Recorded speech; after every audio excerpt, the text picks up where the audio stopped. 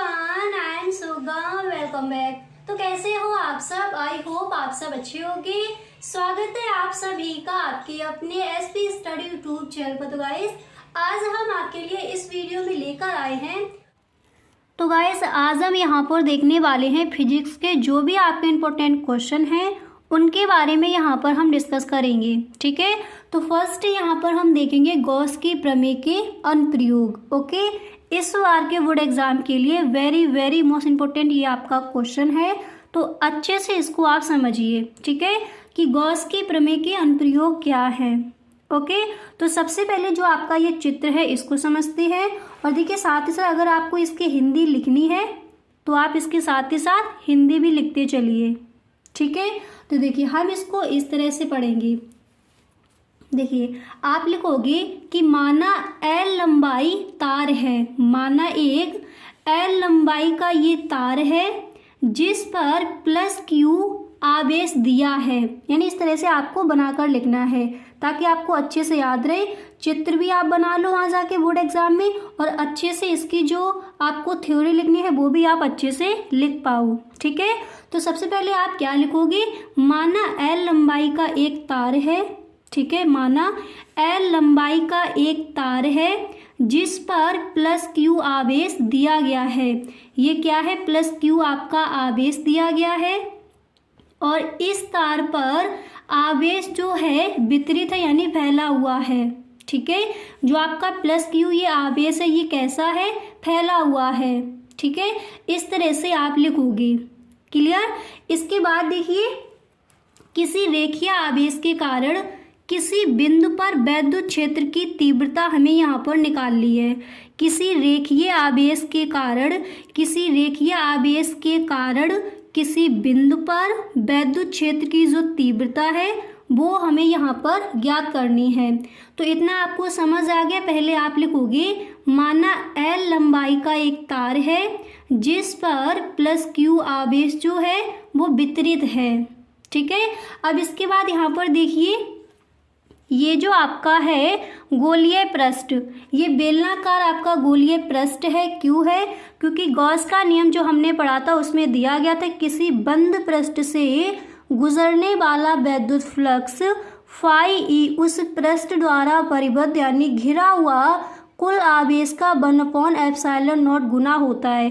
तो जो आपकी गॉस की प्रमेय है उसमें क्या दिया गया था, बंद पृष्ठ, इसलिए यहाँ पर ये आपको इस तरह से कर देना है। ठीक है, तो समझ आ गया। आपका जो चित्र है वो आपको किस तरह से बनाना है। पहले आप लिखोगे माना L लंबाई का एक तार है जिस पर प्लस Q जो आवेश है वो वितरित है। ठीक है, अब यहाँ पर देखिए सबसे पहले हम लिखेंगे कि रेखीय आवेश घनत्व। तो इस तरह से आपको हेडिंग डालनी है। तो देखिए इसकी जो डेफिनेशन है उसको भी देख लेते हैं। ठीक है, इसकी जो परिभाषा है वो क्या हो जाएगी, और ये परिभाषा भी आपकी कई बार बोर्ड एग्जाम में आस्क की गई है, तो इसको आप याद भी कर लीजिए। देखिए रेखीय आवेश घनत्व क्या है, देखिए प्रति एकांक लंबाई पर वितरित आवेश की मात्रा को रेखीय आवेश घनत्व कहते हैं। रेखीय आवेश घनत्व क्या है, एक बार दोबारा से समझिए। देखिए प्रति एकांक लंबाई पर वितरित आवेश की मात्रा को रेखीय आवेश घनत्व कहते हैं। प्रति एकांक की लंबाई पर वितरित आवेश की जो मात्रा है उसी को हम क्या कहते हैं, रेखीय आवेश घनत्व कहते हैं। अच्छे से क्लियर हो गया। और इसका फॉर्मूला क्या होता है, लैम्डा बराबर Q/L। लैम्डा बराबर Q/L इसका क्या होता है, ये हो जाता है इसका फॉर्मूला। अगर यहाँ पर हम करें कि Q बराबर, तो क्या हो जाएगा, Q बराबर lambda L, lambda into L। ठीक है, इस तरह से ये हो जाएगा। इसको हम कह देंगे समीकरण नंबर 1। गाइस, आपको अगर समझ नहीं आ रहा है तो आप हमें कमेंट बॉक्स में ज़रूर बताएं, दोबारा से आपको ये समझा दिया जाएगा। सबसे पहले देखिए आप इस तरह से लिखोगे, माना L लंबाई का एक तार है। ठीक है, इसे प्लस Q जो आवेश है वो दिया गया है, और ये आवेश जो है वो उस पर वितरित है। ठीक है, फैला हुआ है। ओके, इसके बाद यहाँ पर देखिए आर लंबाई पर, देखिए एल से लेकर यहाँ तक इसकी जो बिंदु पी है, इस तरह से आप लिखोगे। यहाँ पर एक और बिंदु पी है जिसकी लंबाई कितनी है, आर दी गई है। एंड ये आपका क्या है, विद्युत क्षेत्र की तीव्रता। और ये आपका क्या दिया कि डी, ये है आपका क्षेत्रफल। ठीक है, तो यहाँ पर जो आपका थीटा कोण बनेगा वो कैसा बनेगा, 0। ओके, अब यहाँ पर देखिए आप किस तरह से लिखोगे। अगर गाइस आपको कहीं पर भी कोई भी चीज़ समझ नहीं आती है तो आप हमें कमेंट बॉक्स में ज़रूर बताएं। ठीक है, अब देखिए हम यहाँ पर लिखेंगे कि माना तार से आर दूरी से एक बिंदु पी है जिस पर हमें तीव्रता ज्ञात करनी है। इस तरह से आप लिखोगे, माना आर दूरी पर, देखिए ये आर दूरी पर एक और बिंदु पी है जिस पर हमें विद्युत क्षेत्र की जो तीव्रता है वो हमें ज्ञात करनी है। ठीक है, तो देखिए हम किस तरह से करेंगे ज्ञात। यहाँ पर देखिए हम लिखेंगे कि फाई बराबर, ये आपको समाकलन का चिन्ह लगा देना है, इंटीग्रेशन। ठीक है, फाई बराबर vector E into vector D A, और हमारा फॉर्मूला क्या होता है, vector A into vector B बराबर ए बी कॉस थीटा। ये बराबर है तो क्या हो जाएगा, ए बी कॉस थीटा। तो यहाँ पर देखिए हम क्या कर देंगे, फाई ई बराबर, इस तरह से समाकलन का आपको चिन्ह लगाना है, फिर आप लिखोगे E into D A cos theta. यहाँ तक ये समझ आ रहा है, ये कैसे आ गया आपका, ठीक है, यहाँ से आ गया। ओके, इसके बाद आपको क्या करना है, देखिए इसके बाद आप लिखोगे कि फाई ई बराबर ई अनुक्रमानुपाती ए कॉस 0 अंश, और कॉस 0 अंश का जो आपका मान है वो कितना होता है, आपने पढ़ा है 1 होता है। यहाँ पर ये कॉस 0 अंश क्यों आ गया, क्योंकि यहाँ पर चित्र में जो आपका ये कोण बन रहा है कैसा बन रहा है, 0। ठीक है, क्योंकि आपका जो क्षेत्रफल है वो बराबर है, तो यहाँ पर आपका जो थीटा कोण बन रहा है वो कैसा बन रहा है, 0 बन रहा है। तो यहाँ पर डी ए कॉस थीटा, तो यहाँ पर क्या हो जाएगा, कॉस 0 अंश, और कॉस 0 अंश का मान कितना होता है, 1 होता है। तो यहाँ पर देखिए ये किस तरह से आ जाएगा, देखिए तो यहाँ पर ये आपका हो जाएगा फाई ई बराबर, ई को हम बाहर निकाल लेंगे, फाई ई बराबर ई, इंटीग्रेशन का चिन्ह लगाओगे डी ए। अब यहाँ पर देखिए ये आपका ये डी ए कहाँ से आ गया, इसको समझिए। अब देखिए ये जो आपका डी ए दिया गया, ये यहाँ पर ये डी ए कहाँ से आ गया, इसको समझते हैं।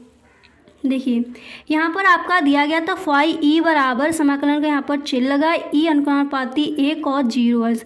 तो कॉस 0 अंश का मान कितना होता है, 1 होता है। ठीक है, तो यहाँ पर देखिए जो आपका कॉस 0 अंश है इसका मान 1 होता है, तो इसको हम यहाँ पर नहीं लिखेंगे, यहाँ पर भी आपको डी ए लिख लेना है। ठीक है, तो ये कितना हो जाएगा, फाई ई बराबर ई, समाकलन का चिन्ह लगाएंगे, इसके बाद डी ए। ठीक है, और हमें पता है कि समाकलन डी ए बराबर 2 पाई आर एल होता है। ठीक है, यहाँ पर देखिए आपके लिए लिख दिया है, इसके बराबर ये इतना होता है। तो यहाँ पर देखिए फाई ई बराबर ई 2 पाई आर यल हो जाएगा। डी ए के बराबर ये आपका देखिए समाकलन डी ए के बराबर, इसको हम लिख देंगे। ठीक है, ई है तो ई यहाँ पर आ गया, फाई ई बराबर ई 2 पाई आर यल। ठीक है, अब इसके बाद देखिए आपको लिखना है कि गॉस की प्रमेय से हमें पता है फाई ई बराबर क्यू अपॉन एप्सिलॉन 0। जो गॉस की प्रमेय होती है वो क्या होती है, हमने पढ़ा है कि किसी बंद पृष्ठ से गुजरने वाला जो विद्युत फ्लक्स है फाई ई, विद्युत फ्लक्स फाई उस पृष्ठ द्वारा परिबद्ध यानी घिरा हुआ कुल आवेश का क्या होता है, 1/एप्सिलॉन नॉट गुना होता है। ये हमने गॉस की प्रमेय पढ़ी है। तो यहाँ पर हमारा कितना दिया गया है, फाई ई दिया गया है, तो इसकी जगह हम क्या लिख सकते हैं, यानी गॉस की प्रमेय से हमें पता है कि फाई ई बराबर होता है क्यू अपॉन एप्सिलॉन नॉट, तो इसकी जगह हम क्या लिख देंगे, Q upon epsilon not Gauss की प्रमेय से। ठीक है, तो यहाँ पर देखिए हम लिखेंगे क्यू अपॉन एप्सिलॉन नॉट, क्योंकि फाई ई बराबर क्या होता है, क्यू अपॉन एप्सिलॉन नॉट होता है, हमें पता है गॉस की प्रमेय से। तो क्यू अपॉन एप्सिलॉन नॉट बराबर इसी तरह से हमें लिख देना है ई, इसके बाद 2 पाई आर एल। अब यहाँ पर देखिए समीकरण 1 से, तो समीकरण 1 हमारा क्या दिया गया था, एक बार ऊपर देख लीजिए। देखिए रेखीय आवेश घनत्व का फॉर्मूला क्या था, लैम्डा बराबर क्यू अपॉन एल था। तो यहाँ पर देखिए अगर हम क्यू बराबर करेंगे तो ये क्या हो जाएगा, लैम्डा इंटू यल। ठीक है, तो क्यू बराबर क्या है, लैम्डा इंटू यल है। तो ये समीकरण 1 से, तो एक बार नीचे आ जाइए, तो देखिए समीकरण 1 से जब हम यहाँ पर लिखेंगे तो क्या हो जाएगा, देखिए हमें पता है क्यू। अगर अभी तक आप इस वीडियो में बने हुए हो तो आई होप ये वीडियो आपको पसंद आ रहा होगा। अगर सच में ये वीडियो आपको अच्छा लग रहा है तो आप इस वीडियो को एक लाइक ज़रूर कर दें, और यदि आप इस चैनल पर पहली बार आए हो तो इस चैनल को सब्सक्राइब कर लेना, क्योंकि जो भी आपके इंपॉर्टेंट क्वेश्चन है, प्रीवियस ईयर क्वेश्चन है ऑल सब्जेक्ट के, वो आपको मिलेंगे इसी चैनल पर। तो गाइस अगर सच में इस बार आपको 90+ स्कोर करना है तो आप इस चैनल को सब्सक्राइब करना ना भूलें। ओके, वीडियो अच्छा लगे तो अपने सभी दोस्तों में एक बार इस वीडियो को आप शेयर ज़रूर करें। ओके, देखिए हमें पता है कि Q बराबर क्या हो जाएगा, लैम्डा एल। तो यहाँ पर जो आपका Q दिया गया इसकी जगह हम क्या लिख देंगे, lambda L upon epsilon not is equal to क्या हो जाएगा, E, इसके बाद 2 पाई आर एल। ठीक है, इसी तरह से आपको लिख देना है। Q की जगह क्या हो जाएगा, लैम्डा एल हो जाएगा समीकरण 1 से। ठीक है, इसके बाद हम क्या करेंगे, यहाँ पर लिखेंगे कि lambda L upon epsilon 0 is equal to E 2 pi R L. अब यहाँ पर देखिए L से L को हम कर देंगे कैंसिल। अब यहाँ पर देखिए इधर भी L है और L से L क्या हो जाएगा, ये आपका कट जाएगा। ठीक है, जब यहाँ पर ये L से L आपका कट जाएगा तो यहाँ पर ये कितना रह जाएगा, देखिए जब यहाँ पर ये आपका L से L कट गया तो यहाँ पर कितना रह जाएगा, तो यहाँ पर आपका ये रह जाएगा E बराबर 1/2 pi epsilon not lambda upon R. कैसे रह गया, यहाँ पर देखिए L से L आपका यहाँ पर कैंसिल हो गया। तो जब हम इसको इस तरह से लिखेंगे तो E बराबर इस तरह से लिख सकते हैं, E बराबर 1/2 pi R L, sorry 2 pi epsilon 0, इसके बाद आपका लैम्डा बचा था, लैम्डा अपॉन आर। ठीक है, इस तरह से तो यही आपका निकल के आ जाएगा। अगर आपको इस तरह से लिखना है तो इसको आप इस तरह से भी लिख सकते हो। ये आपका निकल के आ गया। गॉस की प्रमेय के जो अनुप्रयोग हैं इस तरह से आपको करना है। आई होप ये आपको अच्छे से क्लियर हो गया होगा। अब एक बार इसको दोबारा से समझ लीजिए ताकि कहीं पर भी आपको कोई डाउट्स ना रहे। तो देखिए सबसे पहले हमें करना क्या था, हमने इस चित्र को बनाया। देखिए ये पूरा हमारा एक है बंद पृष्ठ। ठीक है, बंद पृष्ठ है। तो हम लिखेंगे कि माना L लंबाई का एक तार है, माना L लंबाई का एक तार है जिसके चारों तरफ +Q आवेश जो है वो वितरित है। ठीक है, इस तरह से हम लिखेंगे, यानी किसी रेखीय आवेश के कारण किसी बिंदु पर वैद्युत क्षेत्र की तीव्रता हमें निकालनी है।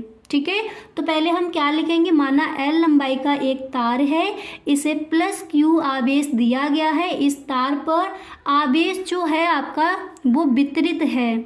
ठीक है, इस तरह से हमें लिखना था। इसके बाद रेखीय आवेश घनत्व क्या होता है, तो हम इसकी डेफिनेशन लिखेंगे यहाँ पर कि प्रति एकांक लंबाई पर वितरित आवेश की मात्रा को रेखीय आवेश घनत्व कहते हैं। इसका फॉर्मूला होता है लैम्डा बराबर Q अपॉन L। तो यहाँ पर अगर हम Q बराबर करेंगे तो क्या हो जाएगा, लैम्डा इंटू L हो जाएगा। इसको हमने मान लिया समीकरण नंबर 1। ठीक है, इसके बाद देखिए यहाँ पर आपका दिया गया था कि माना तार से R दूरी पर, माना ये आपका तार है जिसकी लंबाई कितनी है L। ठीक है, तो माना तार से R दूरी पर एक बिंदु P है जिसकी हमें क्या करनी है, तीव्रता हमें यहाँ पर ज्ञात करनी है। और इसका जो वैद्युत फ्लक्स होगा वो कैसा होगा, यहाँ पर आपका थीटा होगा तो कैसा होगा, 0 होगा। जो आपका कोण बनेगा, थीटा कोण बनेगा तो वो कैसा बनेगा, 0 बनेगा, क्योंकि जो यहाँ पर आपका वैद्युत फ्लक्स है इसका जो क्षेत्रफल है वो कैसा है, बराबर है। ठीक है, तो यहाँ पर आपका जो थीटा कोण है वो कैसा बनेगा, 0 बनेगा। तो हमने लिखा माना तार से R दूरी पर एक बिंदु P है जिस पर हमें तीव्रता ज्ञात करनी है। तो हम लिखेंगे कि फाई बराबर, देखिए हम लिखेंगे कि फाई बराबर समाकलन vector E into vector DA, और हमारा फॉर्मूला होता है कि वेक्टर ए इंटू बी बराबर ए बी कॉस थीटा। तो यहाँ पर ये बराबर है तो क्या हो जाएगा, फाई ई बराबर समाकलन E into D A cos theta हो जाएगा। और यहाँ पर देखिए कॉस थीटा, तो यहाँ पर ये हमारा कितना है, 0 है। और कॉस 0 का हमारा जो मान है वो कितना होता है, 1 होता है, हमें पता है। तो इसलिए यहाँ पर हम इसको नहीं लिखेंगे, ठीक है, इसको हम यहाँ पर नहीं लिखेंगे। तो यहाँ पर कितना रह जाएगा, डी ए लिख देंगे। फाई ई बराबर ई 2 पाई आर एल कहाँ से आ गया, हमें पता है कि समाकलन डी ए बराबर 2 पाई आर एल होता है। तो यहाँ से ये हट जाएगा इतना, और इसकी जगह हम क्या लिख देंगे, 2 पाई आर एल। क्लियर।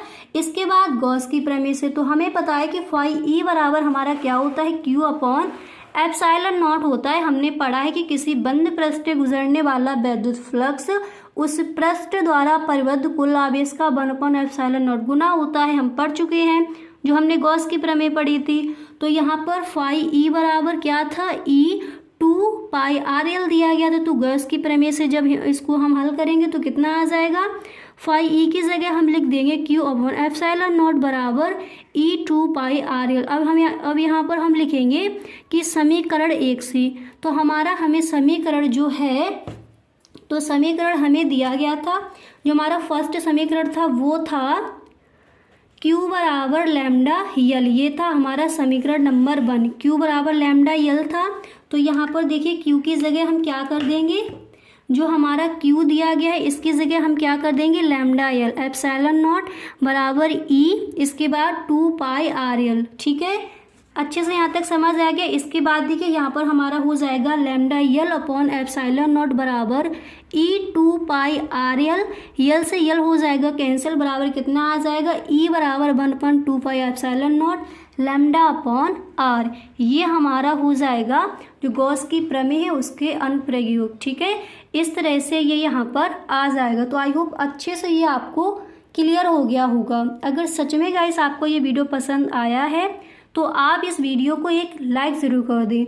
और इसी तरह से जो भी आपके इम्पोर्टेंट टॉपिक हैं फिजिक्स में, वो सारे ही टॉपिक यहाँ पर आपको पढ़ाए जाएंगे। देखिए आपकी प्लेलिस्ट बना दी जाएगी, उसमें फर्स्ट चैप्टर से लेकर जितने भी आपके चैप्टर्स हैं उन सारे चैप्टर्स के जो भी आपके महत्वपूर्ण प्रश्न हैं इस बार के बोर्ड एग्जाम के लिए, उन सब पर हम डिस्कस करेंगे। ओके, तो मिलते हैं गाइस नेक्स्ट वीडियो में। अगर सच में आपको वीडियो अच्छा लगा है तो please tell me in the comment box. Okay, thank you so much. तो गाइस कैसा लगा वीडियो, आई होप ये वीडियो आपको पसंद आया होगा। अगर सच में ये वीडियो आपको अच्छा लगा है तो आप इस वीडियो को अपने सभी दोस्तों में एक बार शेयर जरूर करें। ओके, वीडियो अच्छा लगा करें तो please tell me in the comment box, आप में कमेंट बॉक्स में जरूर बताएं। Okay, thank you so much.